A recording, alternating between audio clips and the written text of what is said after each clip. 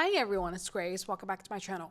In the last video, I provided you with 7 tips to prepare for the recession in the post-2022 era. I know that the term sounds a little bit scary, but what the Fed is trying to do is to normalize the market supply and demand by planned and organized rate hikes, right? So there are 2 indicators that actually warrants the Fed to be a little bit more aggressive. The first one is the non-farm job openings, which came out to be a little bit higher than expected. And then the CPI just came out this morning. So the June CPI came out to be 9.1%. So that's actually worse off, right? So prices are just going out of whack. Even though the gas price dropped a little bit for several weeks, we do have to see what the PCE indicator is. So those 2 indicators tells the Fed that it's appropriate to move a little bit more aggressive. And from my perspective, I would say another 50 to 75 basis point is very likely. Personally, I think that 75 is more likely than 50 basis point, but we're going to have to see what the Fed is going to do. So in today's video, we're going to look in detail 2 other very important parameters which can tell if a local housing market can survive what I call the recession stress test.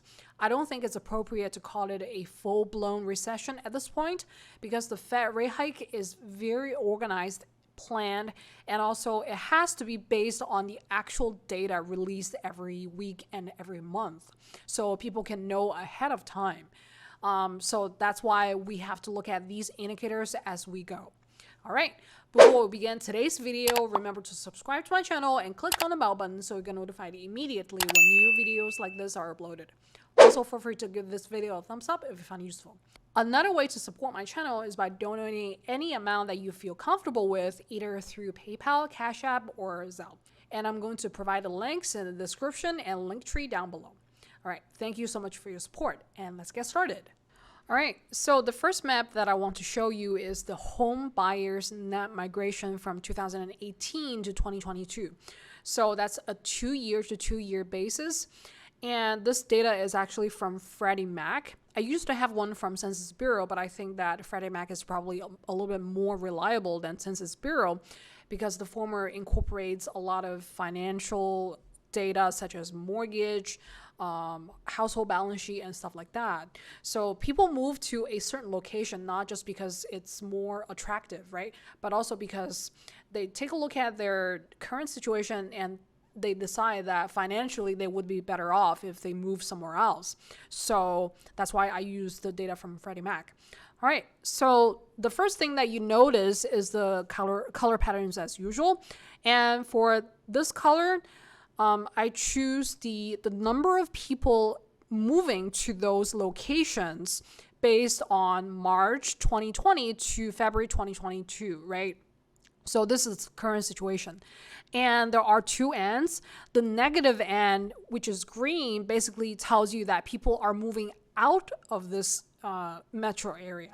And if it's pink, that means that more people are moving into that metro area, all right?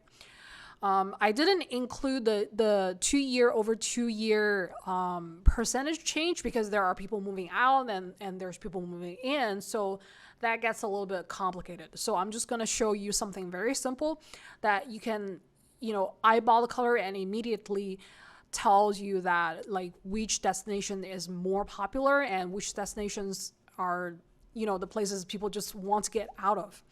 All right, so if you're looking at the West Coast, like some traditional places such as Seattle, Tacoma, Bellevue area, you can see that there are like a lot of people moving out, right? So from 2018 to 2020, there are about 4,000 people moving into that area. However, after the pandemic, like more than almost 12,000 people move out of it.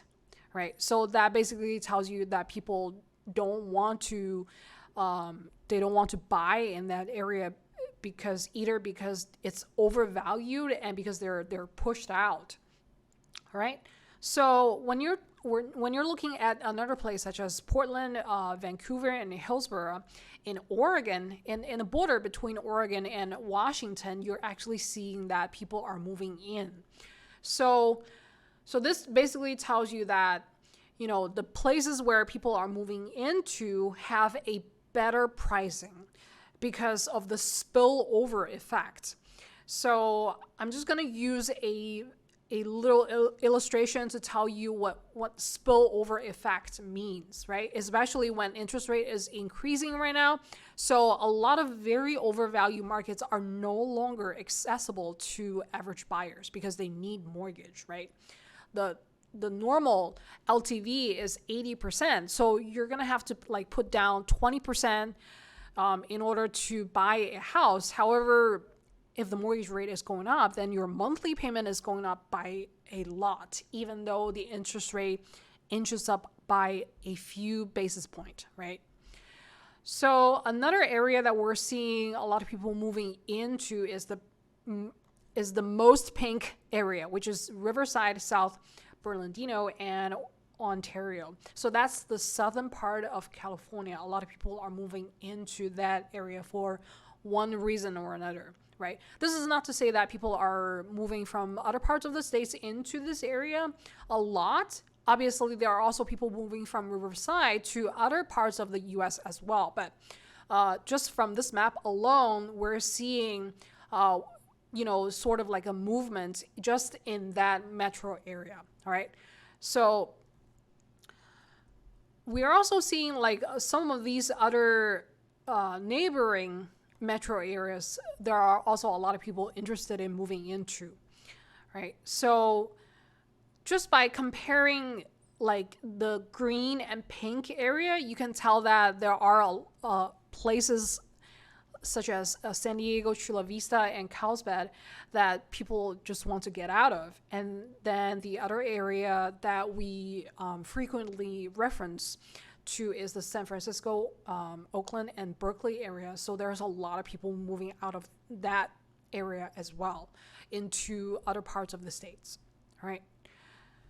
So when you're looking at the other parts of the states, if we're looking at Arizona, Phoenix obviously is one of the very hottest housing markets after the pandemic. And then in 2022, I'm seeing a lot of people that originally wanted to move to Phoenix, Mesa, and Chandler. However, it's getting overvalued and overpriced, and they could no longer afford it because of the increasing mortgage rate. So they're moving into other areas such as Tucson, which is a little bit like pricing wise is a little bit lower. It's a little bit more affordable. That's why people move to, these neighboring areas around a major traditional metro area, right? So you should know that, the spillover effect is taking over for, I would definitely say that for the later half of 2022.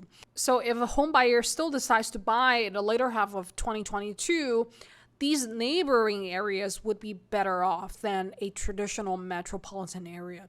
So for example, a tier 3 or 4 city is probably more appropriate.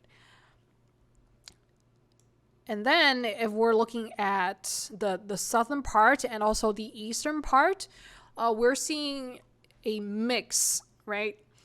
So let's focus on the southern part first. For example, in San Antonio, we're seeing a lot of people moving into this area as well, even though it's not that pink. And then another area that a lot of people are moving into is the Houston, the Woodlands, and Sugarland area. So like just by looking at this number, you can tell that a lot of people are very interested in this area because the pricing is just a lot better. People don't have to stretch, right? Stretch their budget, like overstretching their budget. So that's why people move to these areas. And then when you're looking at Florida, there's a mixed pattern, right? In the central part and the northern part of Florida, a lot of people are moving into. However, if you're looking at the 3 counties in South Florida, people are actually moving out of this area because it's just getting out of hand. Both the rental price and housing price are getting overvalued very, very quickly, and people are no longer able to afford it anymore. So they're spilling over into other areas. One such area is Cape Coral and Fort Myers. Earlier in February, I actually showed you in another map that in this area, the housing value is growing by 50% year over year. So that's like crazy.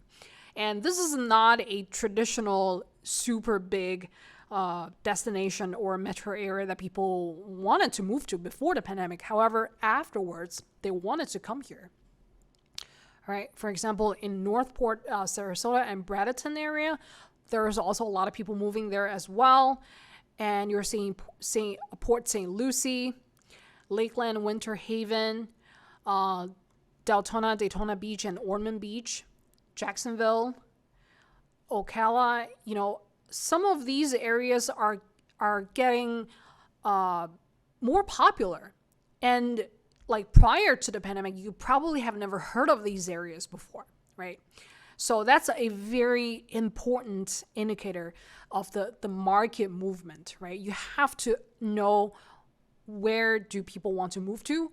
Where are they interested, right? Because of pricing, because of the geographic location, because of a lot of things, right? Another important reason why people move to these areas is because of taxes, right? All right, so let's go to the northeastern corner a little bit, and then we're seeing, a mixed pattern. So these three areas are the destinations that people want to get out of because it's getting really expensive. So the northernmost part is Boston, Cambridge, and Newton, where people just wanted to get out for some reason, and they're spilling over into the neighboring areas, right? And then in New York, obviously this is another metro area where a lot of people are moving out of. And then a third area where people are moving out of is the Washington, Arlington, and Alexandria area. People just wanted to move out. So they're either spilling into these neighboring areas or to other parts of the states. When you're clicking onto this tile, you can actually see what is the number of people moving out of prior to pre-pandemic and what is the number after the pandemic, right? So just by comparison, you can tell that there's a trend that's probably going to continue as we move on to 2023 and 24. And surprisingly, Nashville, Tennessee is another area where it's getting overvalued and people just wanted to move out for some reason, for one reason or another, right?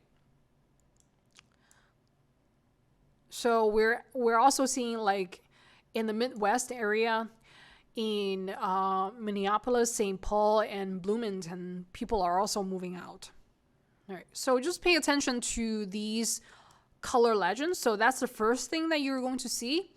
I also want to pair up the map with this bar chart so you can actually see the details pre-pandemic and after pandemic, right?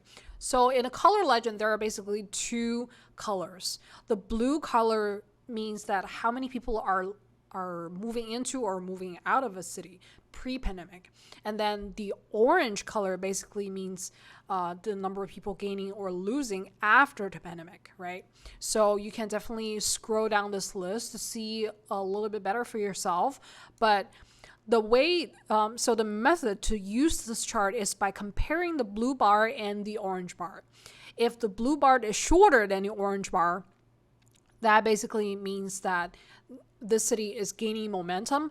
There's a lot more people moving into that area. There's more market demand from home buyers. So those cities will survive the stress test, the recession stress test, a little bit better than the others, right? As the mortgage rate becomes more expensive, the monthly payment is going to be more expensive as well. And people also need to put down higher percentage of down payment. So those areas will become more popular. And then you also have situations where, on the negative side, the blue bar is shorter than the orange bar, right? So in this type of situation, that means more people are moving out of that city, out of that area into other areas. So for these type of metro areas, they are not going to survive the stress test. It's more likely for these areas to have a housing crash. So basically what you're looking at is like the price will drop a lot because there's more market speculation and there's less market demand. That's a very, very important concept that you have to take away from today's video, right? So let's just go over this list very quickly. So what you're seeing is that places like Allenton, Bethlehem, and Easton in Pennsylvania, and also Bakersville, California, and also Boise City, they're the market demand is stronger, right? Even though the base number is not that high. However, as long as people are willing to move into these areas, it's going to be, the housing market price is going to be a little bit more sustainable, and a housing crash is less likely to happen in these areas as we go deeper into the recession, right?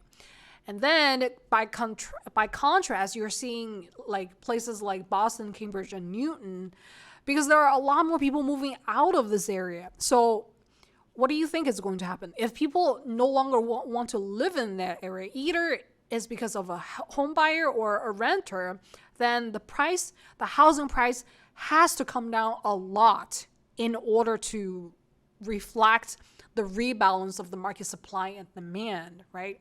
So that's why this chart is so important. It basically tells you, okay, where is the housing crash that happening, right? So housing crash is definitely not going to happen in every city during a recession. It's only going to happen in those areas where it's not going to survive the recession stress test. Okay, right? So another area, for example, in Boulder, Colorado, you're also seeing that it's losing population, right?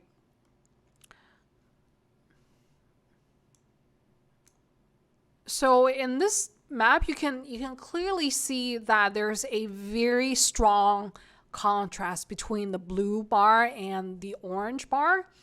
So that reflects the housing price as well as the financial situation and the macro environment triggered by the increasing mortgage rate. So you can use this as a reference to predict the future trend of the net migration.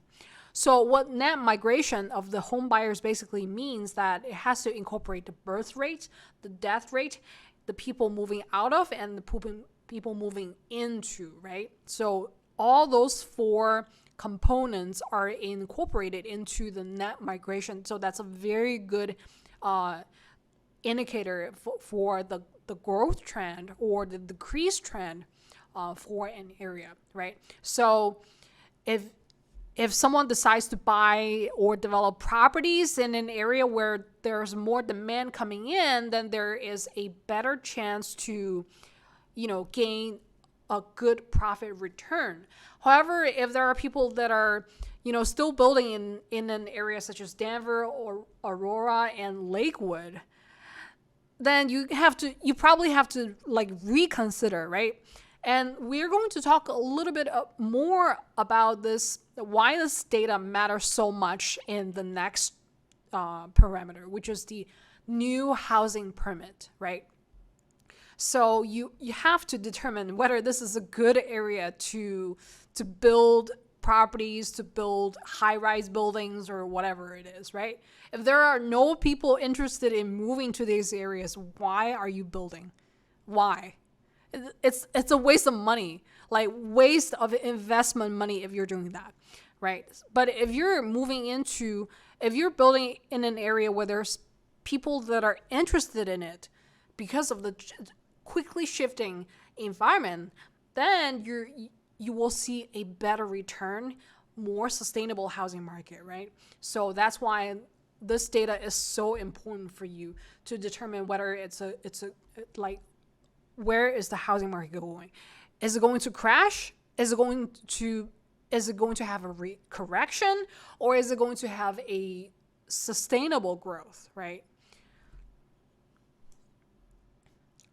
And then if we're going down a little bit, we can also see that in Texas, Jacksonville, Lakeland, Winter Haven, Las Vegas, Henderson, and Paradise, Nevada, we're also seeing that the orange bar is longer than the blue bar, right? So that's a good indicator saying that more people are moving into those areas because they're less expensive than the rest of the US.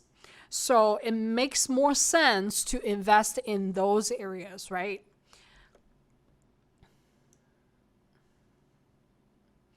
All right. So you also need to pay attention to these small numbers, right? Even though they're less than 1,000, there's still a comparison, right? So if people are moving out of an area, they're no longer interested in living in that area anymore, then a housing crash is very likely, right?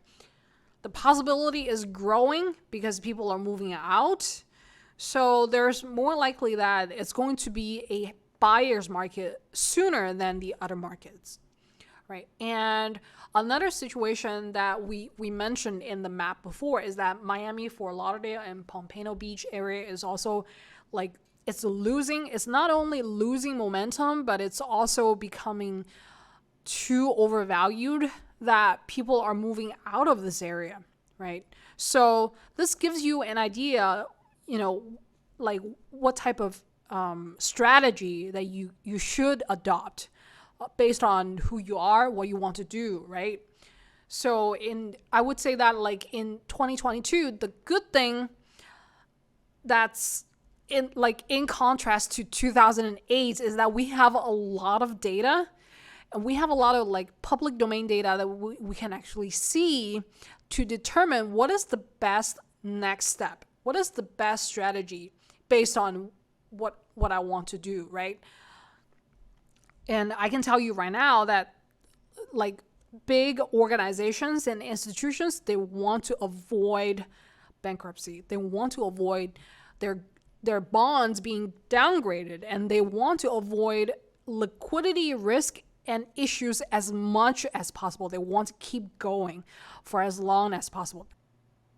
If you're looking at like New York, Newark, and Jersey City, you can see that like people just don't want to move. They just want to get out. So the number of people that are moving out after the pandemic is more than 3 times the people that are moving out before the pandemic. And that's a very telling sign, right? So that's why the net migration is important. So for the next parameter, it's the new housing permit issued every month for the past year from May 2021 through May 2022, right? So this data is from Census Bureau. As well, it basically tells you like how many new housing permits are issued for every month. And you have to notice that this is the permit. It's not the actual building. For single family, it's a little bit easier to build. It only takes a few months, right? No longer than a year. However, if it's a high-rise building, right, like a multifamily building, then it may take more than a year to build. So there is a little bit of difference, but it basically tells you the expectation. So the new housing permit is closer to market speculation than the net migration, because net migration tells you the actual market demand. So the new housing permit, it has to be based on that as well. However, when you're seeing the trend lines, you can actually see that there are more housing permits issued than the actual demand. So when you're noticing that there's a huge gap there, you can you can actually see something very interesting happening, right? Either it's a correct prediction or it's a totally wrong prediction, which is going to cause a major housing crash. So that's going to be the major difference, right? Right. So besides this trend lines, I also pair it up with a map to give you a comprehensive sort of like analysis of the new housing permits. So all the metro areas that you see here on this map are going to be reflected in a trend line chart as well. Obviously, there's a lot of lines here, so you're not going to use them all. So I provide 3 filters here that you can use. Let me just put this in full screen to explain a little bit better. So the first filter that you can use is the actual metro area. For example, we previously we looked at the Houston area, right? So let's go back to Houston. Right, and you can see that in Houston, there are a lot more people moving in, right? So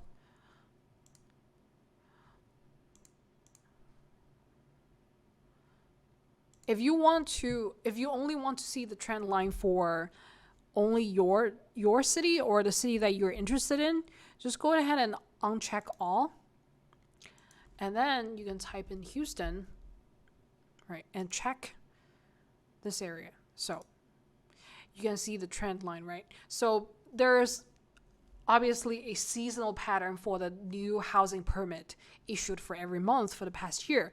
But what you can pay attention to is the general trend, right? It's inching up a little bit. So that basically tells you that the new housing permit issued is consistent with the net migration pattern. So this basically means that this area, the housing price is more sustainable and the return is more sustainable as well. It's not overissued, right? So another way to use the filter is by looking at the state. For example, if you're only interested in Texas, you go to the state filter and then you uncheck all again, and then you type in TX, check Texas, and then the map only shows the metro areas in Texas and filter out the other crazy lines, right? Okay, so what we see here is that, for example, in Dallas, it's kind of like, right? So in the Dallas area, it used to be a lot, and then it dropped a little bit, and then it goes back up again. So what does that mean? So Dallas in itself is a good rental market. It's actually better than Austin because the housing value in Austin is very, very overvalued, and the rental price is not that attractive. So that basically means that there's a lot more demand, especially for the rental market, for the rental community. So there's a lot more, opportunities to develop a multifamily high-rise building, right, for people to rent there. So that's why you're seeing this kind of like a smiley trend, I would say that. If you click on this line, you can see that it's shaped like this, right? So I do think that the housing permit shows the trend. Whether it predicts it correctly, you have to compare it with the net migration and also the other types of charts such as the year-over-year housing price and inventory change as well, right? So when you're looking at Austin and San Antonio, you can see that like for the past year, it pretty much flattened out, right? If you compare to a year earlier, it's a little bit higher, but in general, there's not much increase of the housing permits, right? Because these markets, these two areas are actually neighboring areas. So they're moving side to side, right? And then because an area such as Austin is very, very overvalued. So the number of inventories that are available for sale is hitting the market. There are a lot more sellers willing to sell at this point because of the increasing mortgage rate. So that's why there's not a lot of like new housing permit going on, right? So obviously property developers are also very aware of the situation. They don't want to build more than the market demand, right? Otherwise they're not going to see the expected return on their investment, right? So that's how you use the line chart to go into details of the area that you're interested in, and then assess accordingly, right? Each housing market is so detailed and so different. There's not one conclusion that you can, there's not a situation where you can say that's one size fits all, right? The housing market is going to act very differently according to multiple factors, and that's why we go into details as well. All right, so let's exit this chart. We're going to address this problem like at the end of the video, and I'm going to tell you a little bit of story in here. All right, for now, let's go to this map chart. This is also very useful when you're looking at the general situation. So one way to use the new housing permit map is by pairing it up with the homebuyer net migration map. I know that there's not a lot of data here, but you can also use other ways. But in this manner, we can actually see if the housing permit issuance is consistent, is positively consistent with the homebuyer net migration. Right? So if you're looking at New York, it's decreasing. So that reflects, the net migration. Basically, people are moving out. So there's less housing permit here. But I would say that this percentage change is not really that consistent because it has to be a little bit more aggressive. Basically, what it says is that there's going to be an oversupply of housing in this area just by looking at these two numbers, right? Right.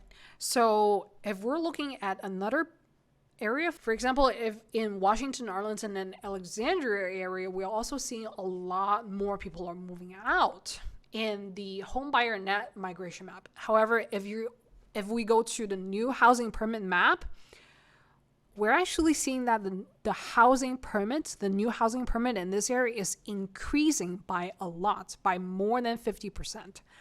So what does that mean? That basically means that there is going to be a home glut, right? So that's basically a jargon for oversupply. People are building, there's going to be an oversupply in this area. I don't know, for whatever reason, they're building a lot.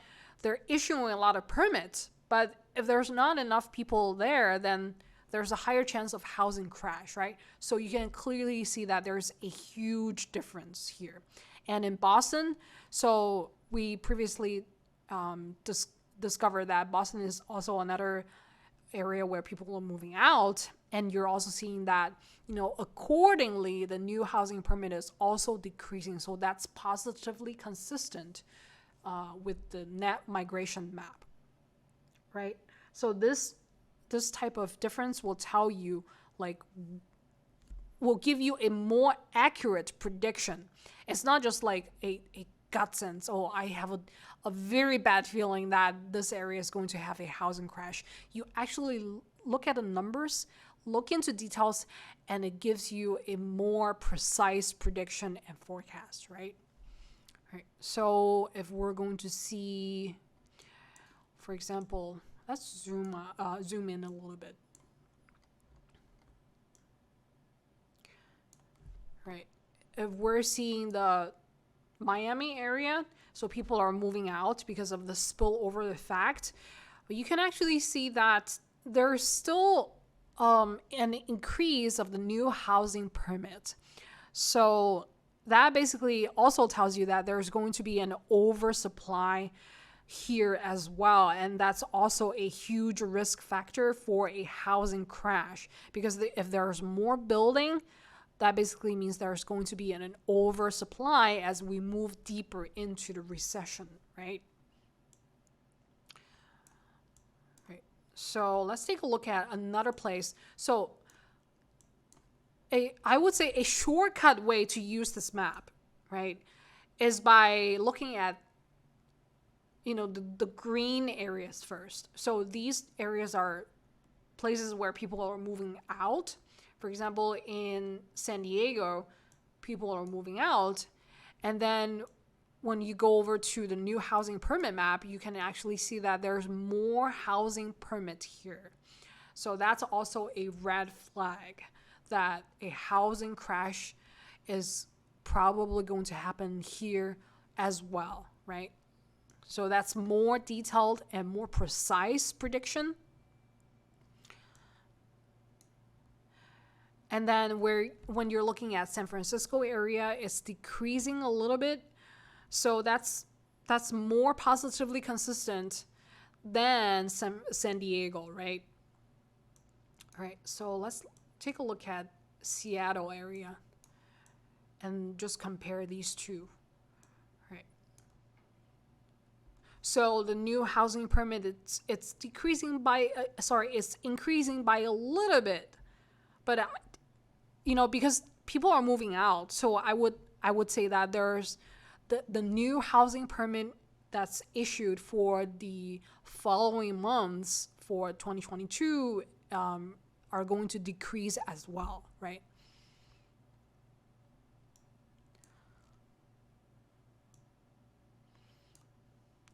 The other thing that I also want to mention is that when you're looking at things, for example, in Portland, Vancouver, and Hillsborough, we previously mentioned that there are more people moving into this area. However, if you go over to the new housing permit map, you actually see that there's a huge decrease of the housing permit here. So that basically shows another picture. For one, the people or the property developers here are not interested in this area because they want to keep the price up to a certain level, right? So there's not going to be an oversupply because there are people are continue to go into this area. And then if there's not enough housing permits keeping up with the market demand, then the housing price is not going to decrease anytime soon. So that's also another conclusion that you can arrive just by comparing these two maps, right?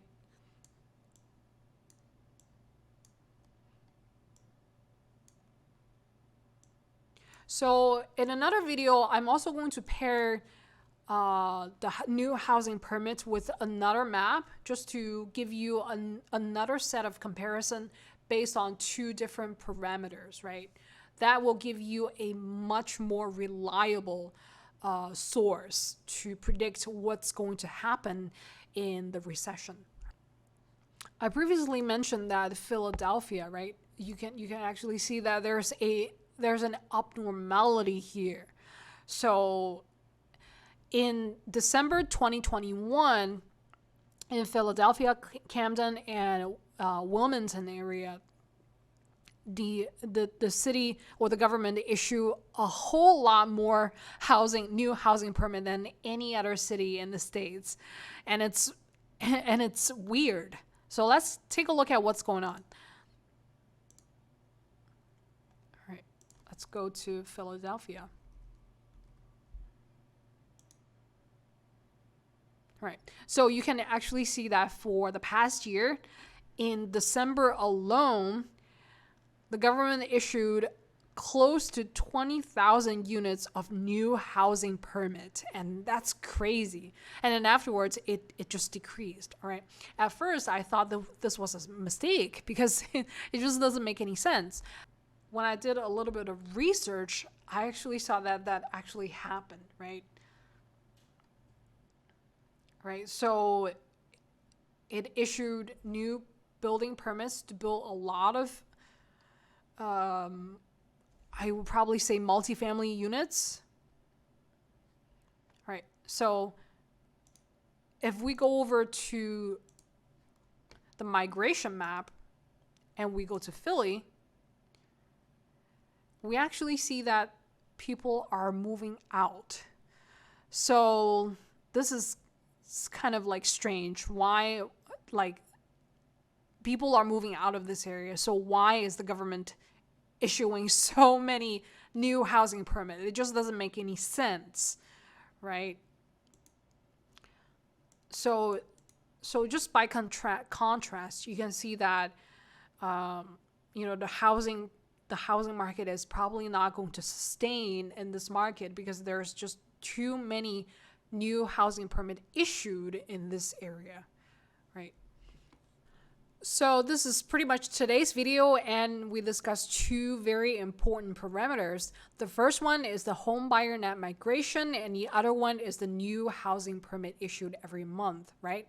So definitely check them out. I already published the charts and maps on my Tableau website as well as my Wix site. So definitely go ahead and go into each of the housing market that you're interested in. Click on the line trends by using the filter function there. So I hope you find today's video useful. Let me know if you have any questions in the comment section down below. And thank you so much for watching, and I'll see you on the next one.